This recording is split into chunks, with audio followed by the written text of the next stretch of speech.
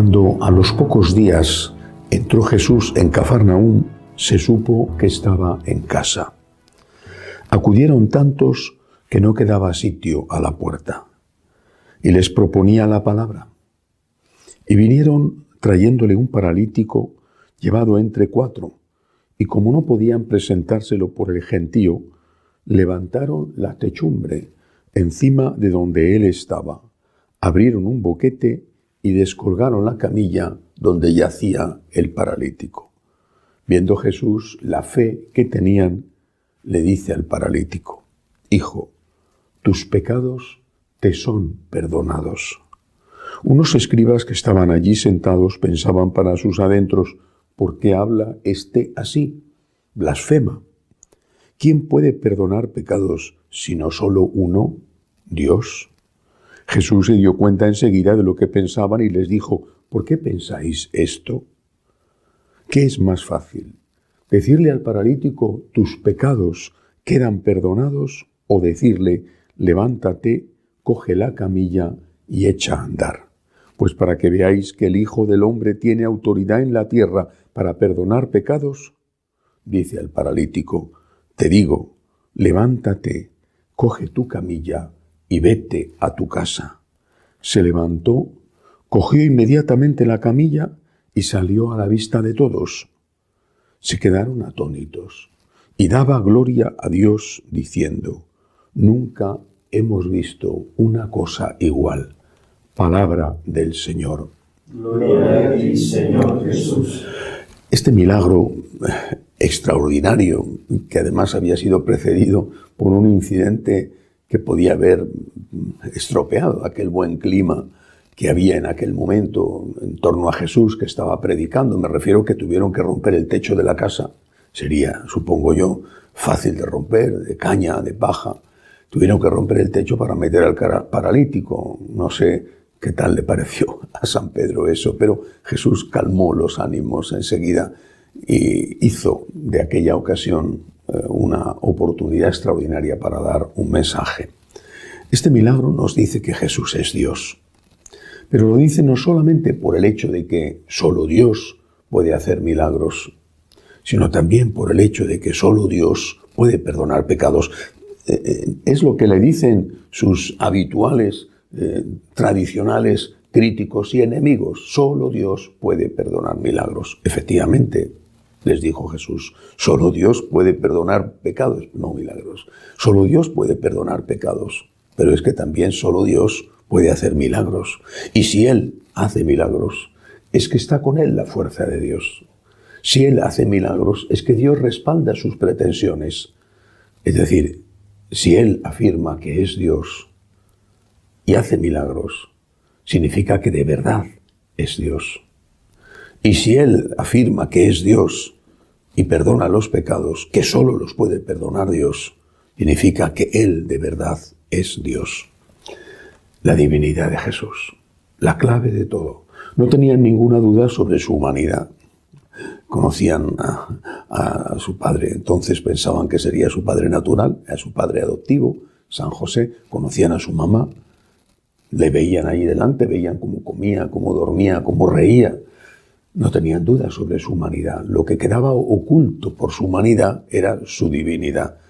Y esa divinidad se mostraba en el milagro y en ese otro milagro que es el perdón de Dios.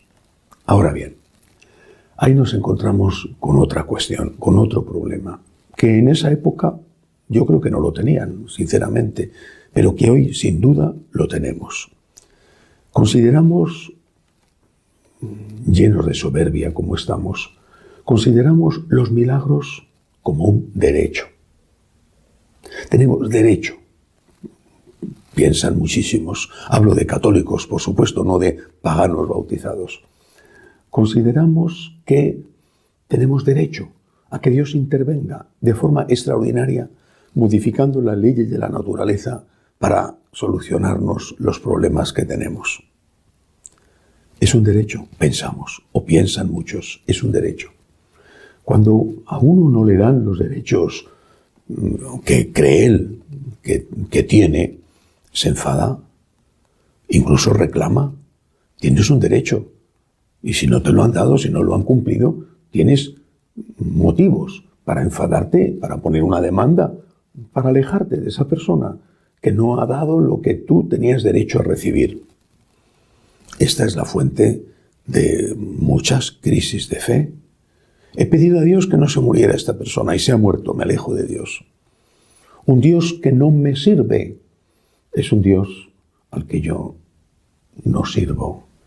Un Dios que no hace lo que yo quiero cuando yo lo pido, que no me da lo que yo necesito. Es un Dios que no me interesa. Así estamos. Repito, la soberbia, el primer pecado, la fuente de todos los demás pecados. Y lo mismo pasa con el perdón. Igual, consideramos el perdón como un derecho. Tengo derecho a que me perdones. O, ya te he pedido perdón.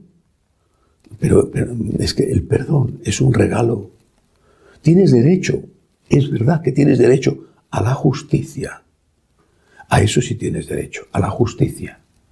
Es decir, tienes derecho a que no te traten peor de lo que mereces. Tienes derecho a que el juicio sea justo. Tienes derecho a que tengan en cuenta los atenuantes de tu comportamiento, las circunstancias. A eso tienes derecho. Pero no tienes derecho a que te perdonen. El indulto, que sería el equivalente civil al perdón, no es un derecho, es una gracia que se pide. Si viéramos las cosas desde esta perspectiva, que es la correcta, primero, consideraríamos el perdón de Dios como algo que hay que solicitar con humildad, no como un derecho a exigir, o como algo que automáticamente se obtiene.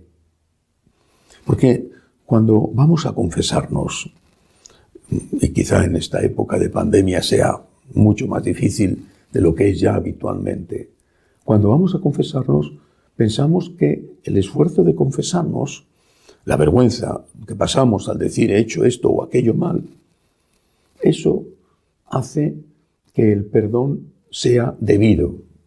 Dios nos debe el perdón. Y el precio que yo pago para lograr ese perdón es la vergüenza que paso al confesarme. No es cierto. Dios nos debe justicia, pero el perdón es un regalo, es un don. No teníamos derecho a la sangre derramada de Cristo. No lo teníamos.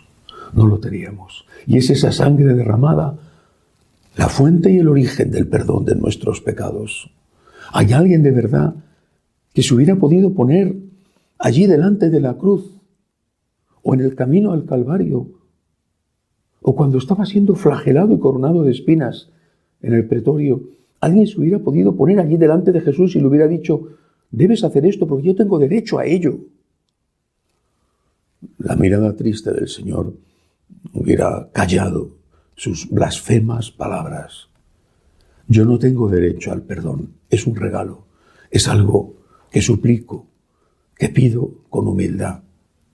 Es algo que necesito, sí, pero que suplico y pido. Y por lo tanto es algo que agradezco. El cumplimiento de los derechos no genera agradecimiento. Recibir favores, sí. Y cuanto más grande es el favor, pues más grande tiene que ser la gratitud. El favor de recibir el perdón de Dios, es decir, el favor de recibir la sangre derramada de Cristo, el favor de que Cristo haya muerto en la cruz en medio de unos dolores que ni nos imaginamos, ese favor solo podemos devolverlo mínimamente con una vida entregada a Él. No tengo derecho al milagro, puedo pedirlo, incluso a veces debo pedirlo, para mí o para los míos. Señor, ayúdame. Te necesito, ayúdame, Señor, ayúdame. Y si no me lo da, de todas las formas, gracias, Señor, porque ya me has dado tanto. Y puedo y debo pedir perdón. Señor, perdóname, soy un pecador. Pero yo sé, eso sí, que Dios me va a perdonar siempre. El hecho de que Dios me perdone siempre no disminuye en nada mi deuda de agradecimiento hacia Él. Tú has muerto por mí, Señor. El sufrimiento tuyo, el dolor tuyo y de tu madre, es algo que jamás podré pagar lo suficiente. Gracias, Señor, porque me has dado algo a lo que no tenía derecho. Gracias, Señor, porque me has dado la vida.